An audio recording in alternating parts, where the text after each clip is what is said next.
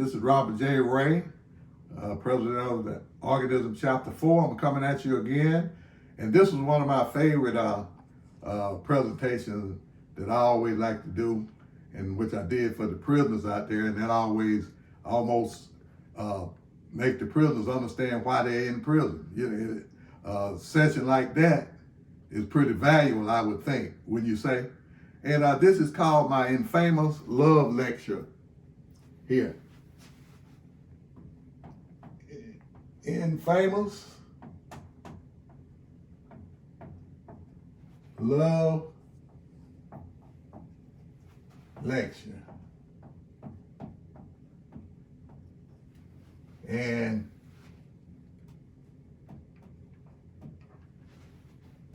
why? That's the question that you're going to ask, because love carries everything in the world. That's really all we have in the world is love.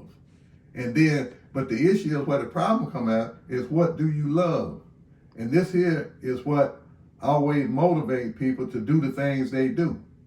The first thing that you want to think about is, what do you particularly love? I always ask the inmates when I first do this session for them, and these are all criminals, murderers, and drug sellers, and robbers. And I ask them, I say, what do you love more than anything in the world?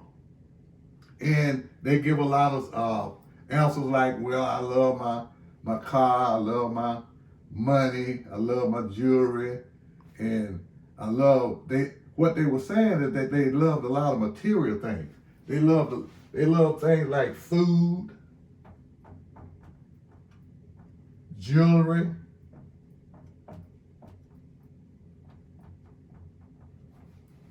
and gold, and they love sometimes said they love their sex. A lot of them said that.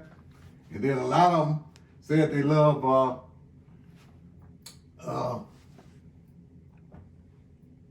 they are females.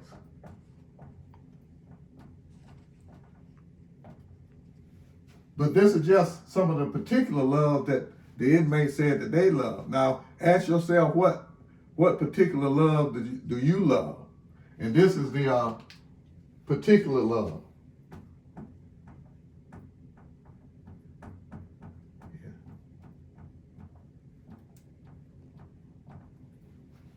And most of the people, everybody can identify with these particular loves, because these loves consist of what I just put on the board, and movies, parties, sports, and things like that.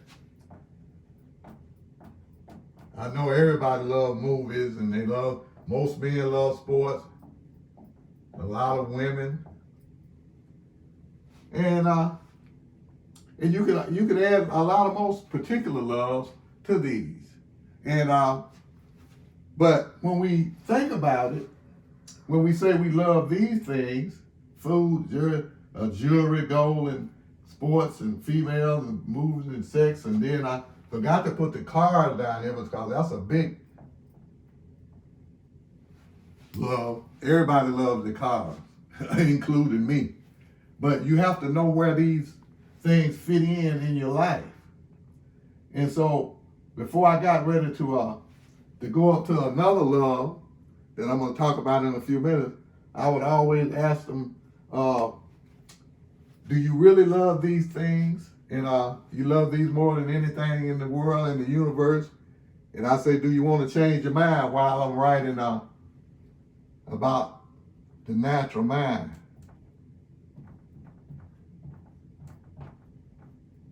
Because the natural mind is what causes you to love these things. You think about it in your mind, and the natural mind is mostly concerned about your five senses: what you can see, what you can smell, what you can taste, and what you can feel, and what you can hear.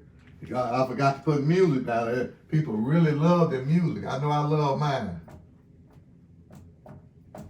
My music. I listen to the old music, the Temptations, and Motown, and Aretha Franklin, and all of these things. That's what I grew up on. That's what, and one of my favorite was Curtis Mayfield, because I thought he was a prophet. He was the one that caused me to finish high school when he came out with that song, Keep On Pushing. I was in the going into my senior year, and I was in Providence, Rhode Island. I said, well, ain't no use of me going back to school, because things ain't gonna work out anyway. It's gonna be hard to get a job.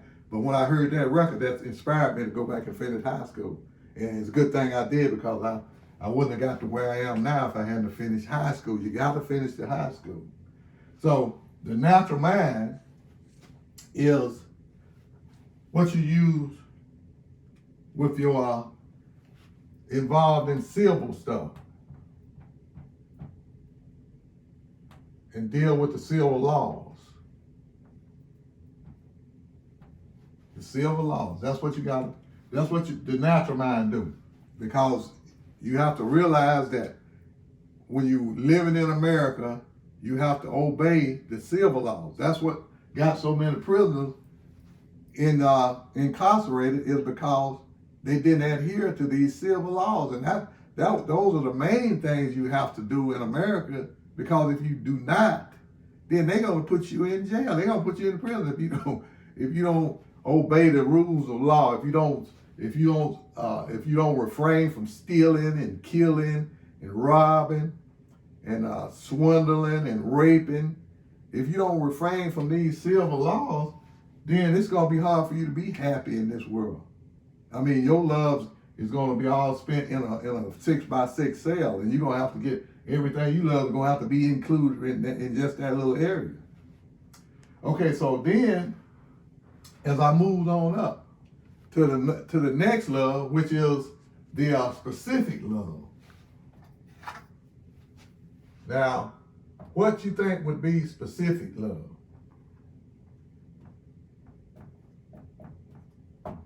The specific love. See, a lot of them, after they had named these things, they didn't have any idea what specific love would be about. But specific love is like a family, the job. You know, a lot of people love their job more than anything. Like I love my job probably more than anything outside of the infinite man. And these loves here is like you love good, don't you? Don't you love it when people do good? And truth. And a lot of times they will put things like, let's say their wife and husband.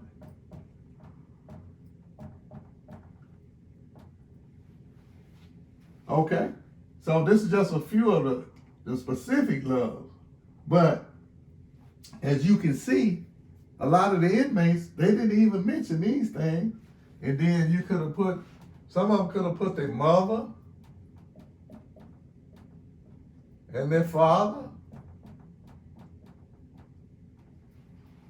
So why do you think that the inmates didn't really put these things as what they love more than anything in the universe? It's because they were right thinking exactly what their loves were. And their mothers and fathers didn't enter into it. Because a lot of times, if they would have loved their mothers and fathers genuinely, they wouldn't have ended up in prison. But they loved these things, and they went for these things, and their fathers and mothers would tell them, say, hey, if you're going to get these things, get them in a legitimate way. You know, work and get your job, and then you can buy these things, in which most people do. But a lot of people don't. They want to get these things in a quick way, in an instant way, where they don't have to work and save for it, and then buy it on credit maybe, and then work for it. They want to get it quick. That's why they love to sell drugs. That's why a lot of them say they love drugs. It's because the drugs is what got them where they are now. But before that, it would get them all of these things. Selling drugs will get them out the music, the jewelry, the food, the sex, the sports, the cars, They go to any movie, and they can pick up any female they wanted to, and that's what got them there. Is being able to sell drugs for a while, and that's all it's going to be for is a while, because after a time you're going to be in prison. It's just simple as that. All of the people that I knew that was in drugs and selling drugs back during my time in the 90s and stuff, they all ended up in prison. Except maybe one who he ended up in jail, but then he got recovered. He got in program and he got recovered. And so he didn't end up going to prison. But most of all of the rest of them ended up in prison and stuff. So, but the specific loves, which is family, jobs, mother, good, and see, and a lot of people would say that they love the church.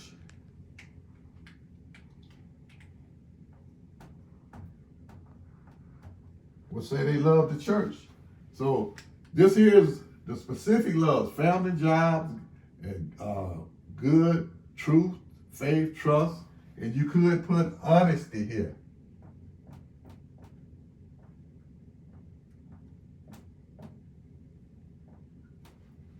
So if you love these things here, specific loves, which are good, these down here are also good. They have their place, but they are the lowest class, lowest loves in the universe. And most people, a lot of people, didn't ever have these things when they came through life. Back during the days, like you can say back when people were poor, back in their depression, and back when the black people didn't have anything, any money or anything, they can only indulge in, well, they can have a female and they can have food. But the food wasn't the best, and it's not the best today. You know, jewelry wasn't even thought of back then when black people were just coming out of slavery and stuff. But they began to love these things because they saw the white people had these things. And so their mind was gripped onto these things here. They didn't too much love these things up here, family, job. Now, when I pointed that out to the prison, then they wanted to trace their loves and say, hey, I love my mama, and I love my daddy, and I love the church, but I love my family. Yeah, but see, you put them in the back seat. All of the front seat loves was these things here because they was the first thing that came out of your mind. Sure, you can say that you love these things, but this is where all your energy goes, is in these loves here. You don't put too much love. Some of the guys in there, they say that they hadn't seen their mama, and if they had a father, they hadn't talked to them, seen them months and months before they got their charge and got in prison, got a charge and was convicted and sent to prison. They didn't care too much about the mothers. And we gotta put children up here. Because a lot of them forgot they had kids. They didn't even mention that they loved their children, because they love them, but they love these things more. And they use their energy and their time and all of their money on trying to get these particular loves in order, in which these loves is the lowest degree loves in the universe. You really don't need hardly any of these things here. You might need sex and you might need food. But all of this other stuff, you really could get along without, because people have gotten along without that. So along with the specific love,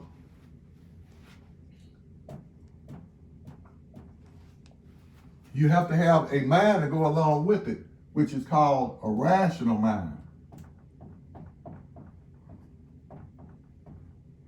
And see, and people always censor me because I be talking the rational mind. I be saying you got to be rational. You got to think rational. And seeing black people, really, they don't even know what the word rational means. I don't know how old I was before I heard a black person use the word rational. None of my folks ever used it. Although they practice it in a certain degree, like when we were working on the farm and we was working on that, they had to be rational because they had to do that work.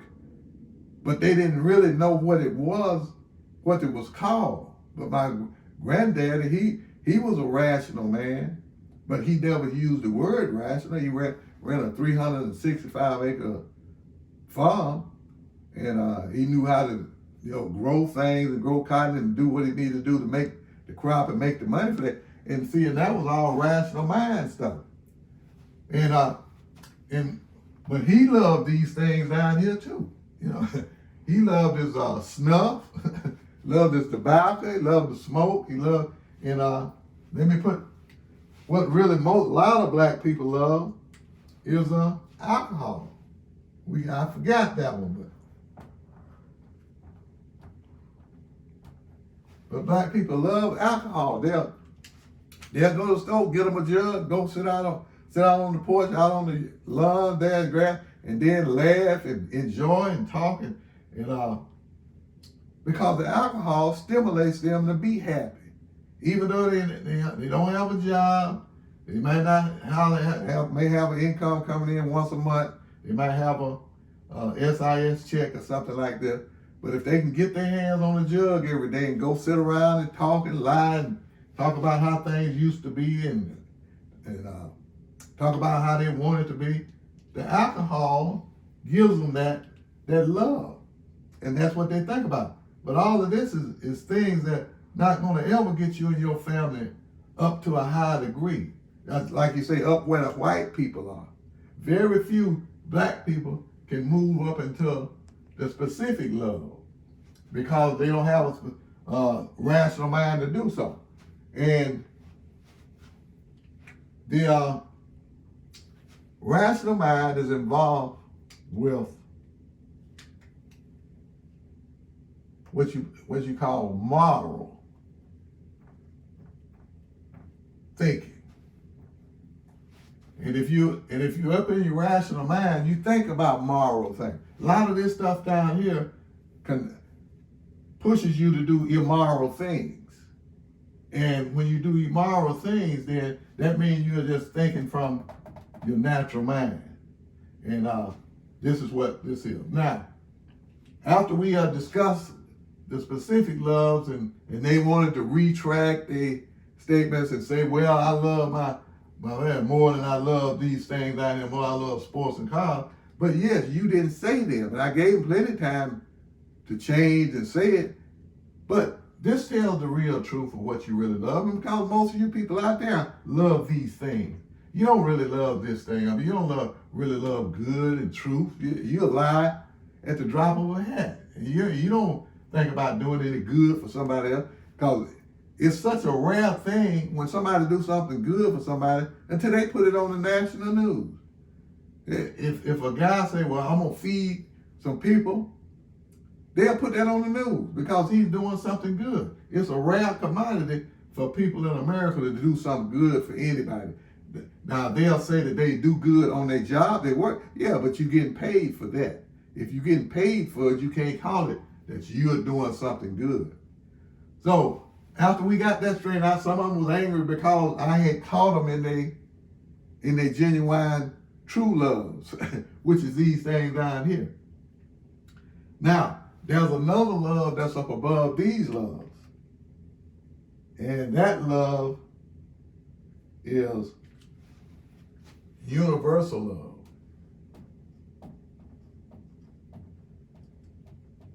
Universal love. Now, what would that consist of? You got all of this right here. So what would be the universal love? And the universal love is what? The whole universe love. People on Mars, Venus, and Mercury, and all of those love these same things. Universal love. Because it pervades the whole universe. So what would be some things that you would think that would be a universal love? Well, the most important thing is God.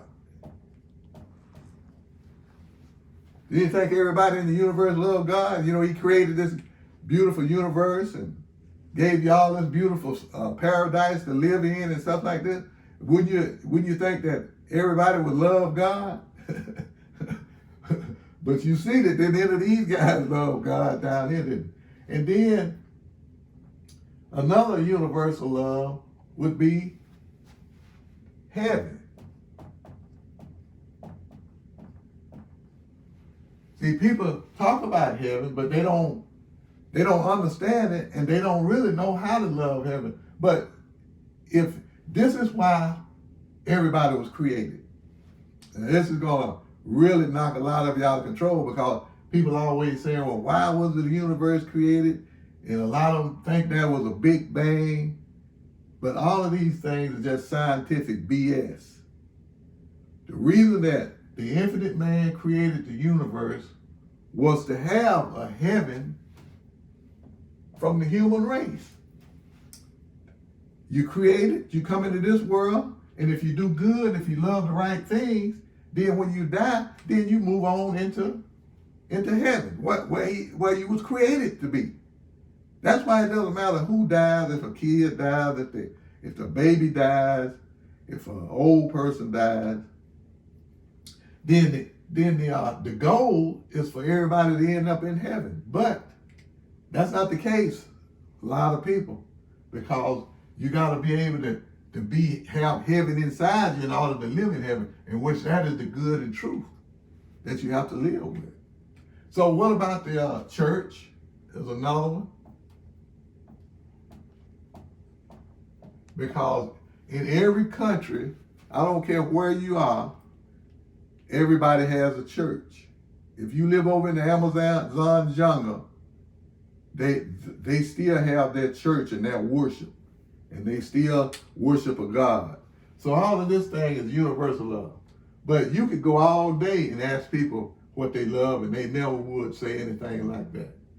And what about marriage?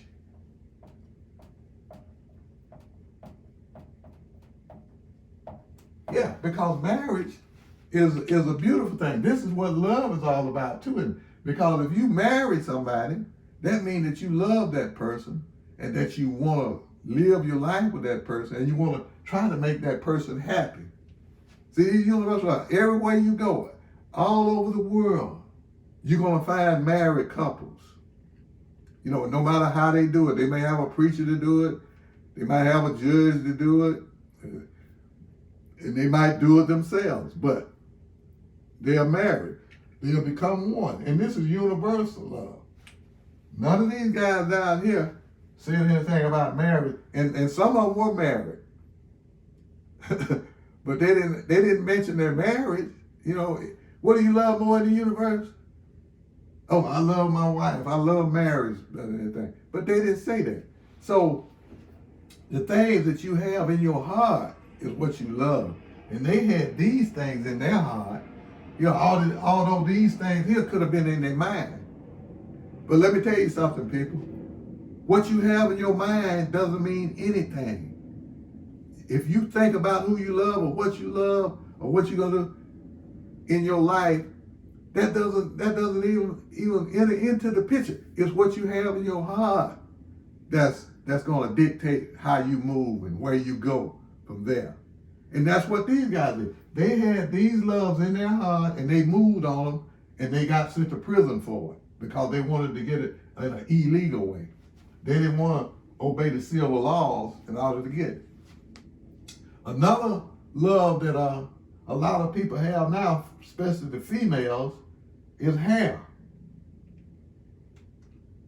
And a lot of females, they censor me when I talk about the hair thing. But they had,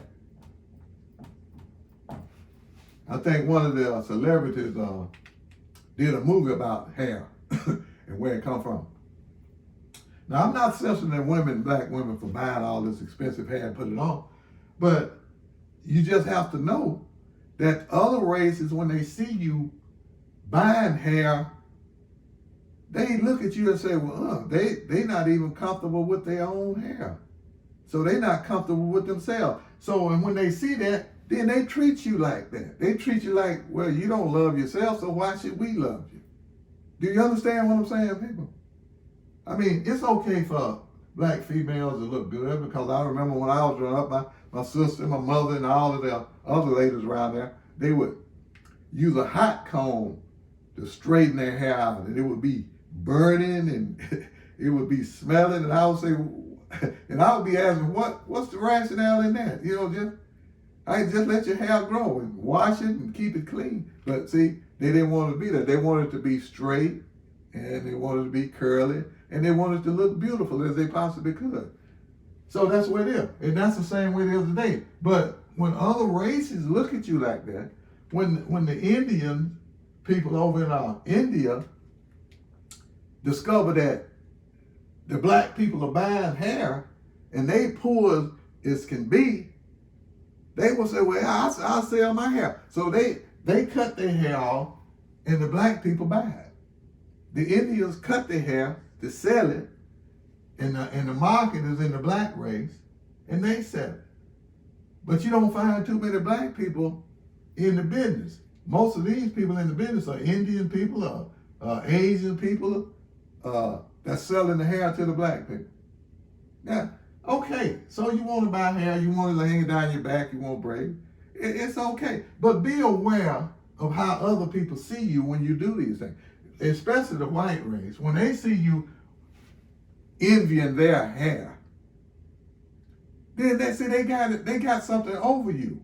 Then see they may call you. Look at them niggas. They want to have hair like us, and they kind of push you away when you do that.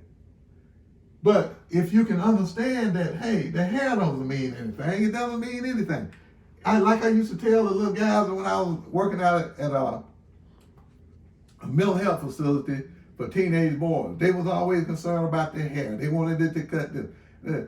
And I would tell them, I say, well, look, it doesn't matter anything about your hair. It's what's inside your head that's going to get you where you want to go in the world today.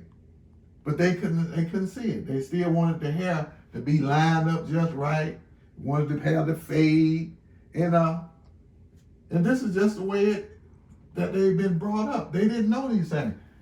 And when you came up as a kid and you didn't have any rational people in your clan, and most black people didn't have rational minded people in their clan, they could not be taught these things. They could not be taught that, hey, you gotta obey the civil laws, which a lot of people that's in their natural mind, they know you have to follow the civil laws, otherwise you will end up in prison. I mean, it doesn't take a genius to tell you that. That's why they have laws. And they have laws everywhere in the universe. Every country has their laws. And you have to obey those laws. If not, you end up in prison.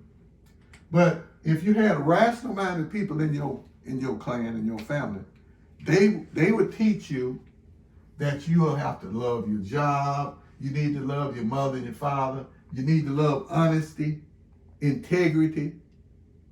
Integrity is just like you'll do what's good and true, even if there's nobody around.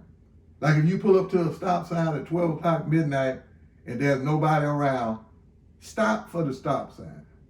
See, that's what integrity. If you're over somebody's money and you can steal that money and they wouldn't even know you got it and you would never get caught, then out of your honesty and integrity, you wouldn't steal that money. You would take it to them and say, look, this money here is yours.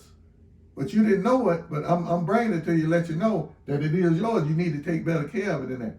See, this is what integrity is. And a lot of people don't have integrity. Everybody's out to get what they want for themselves because they love these material things that the television and the marketing people tell you need to love all of the time.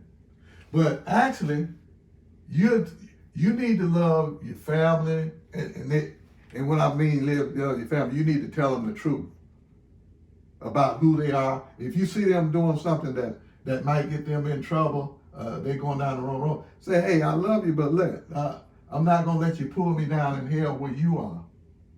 I tell my son that all the time. I say, hey, I love you, but I'm not going to let you pull me down in hell with you if you go that way. And this is what you have to do. And I love my job. I think I probably love my job doing what I do more than anything in the world is to teach this process to people and make people rational and let them know the way what they should love and the way they should be going in life. I myself, I was irrational at one time, but my mentor, he taught me how to love these things. And ever since that time, I've been trying to teach other people what they should love. Universal love, you should love God, heaven, church, marriage, and it's probably some other universal love, like your country.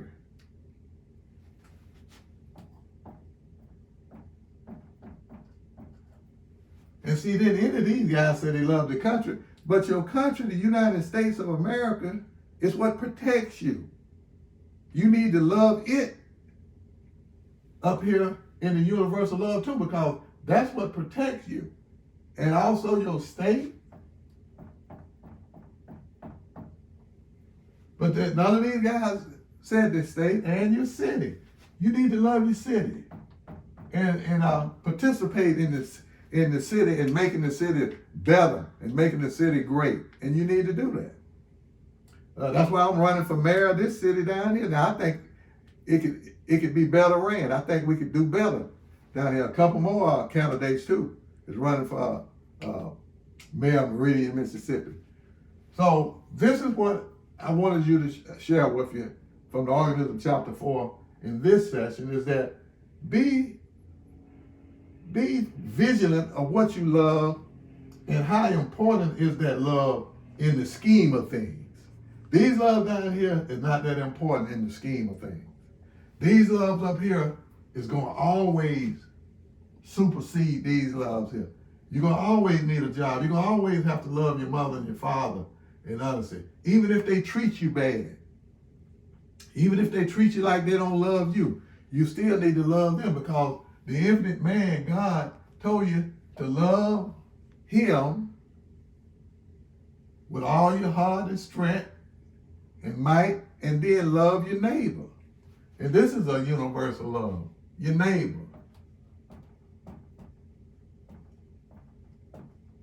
Because if you don't love your neighbor, then you're not going to treat them neighborly. You're not going to love them. You're going to be loving yourself more than the neighbor. And most people, they say they love the neighbor, but they love themselves. They don't look out for the neighbor. If you're in a neighborhood and your neighbors around there, and you see somebody lurking around their home or house, if you see somebody break in that neighborhood, a lot of these guys down here said that if they did, they wouldn't say anything about it because it wasn't their business, to stay out of their business. But if you see somebody breaking in your neighbor's house, you got an obligation to call the police and try to get that individual captured and put behind bars where he is, because nobody loves a thief. I tell you that. People hate thieves. And these guys down here, they say they wouldn't say anything about it. But then I turned it on them. I said, if you see somebody while you gone, if somebody break in your house and steal your valuable things, and then you come back and you run and say, did anybody see anything?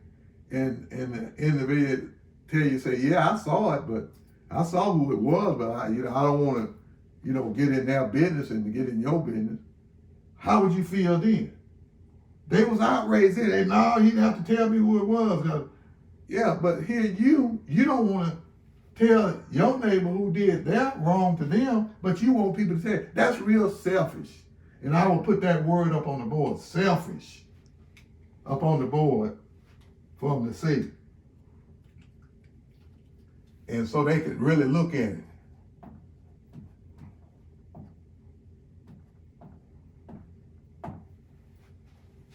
And that's what that is. That's being selfish. And that's what these loves are. These are selfish loves down here. So, look, people, it's okay to love these things, and it's okay to buy these things. But don't fall in love and make these loves the center of your heart. It's okay to buy hair if you can afford it, but I hear a lot of this hair costs a mint almost. Some people be paying $1,000 for hair. See, that's irrational. But women, they're not supposed to be the rational beings on the planet. So all they love is to look beautiful for their men, for their man or for men. But if they got anybody that's rational minded in their family, they should tell them, say, look, just use your hair you got. Say, I love what's inside you and what's inside your heart and what's inside your mind. I don't care too much about if your hair hanging down to your back, if your hair looking white, and that's what it would be. So this is all I have to share with you about my infamous love lecture, and I'm anxious to move on.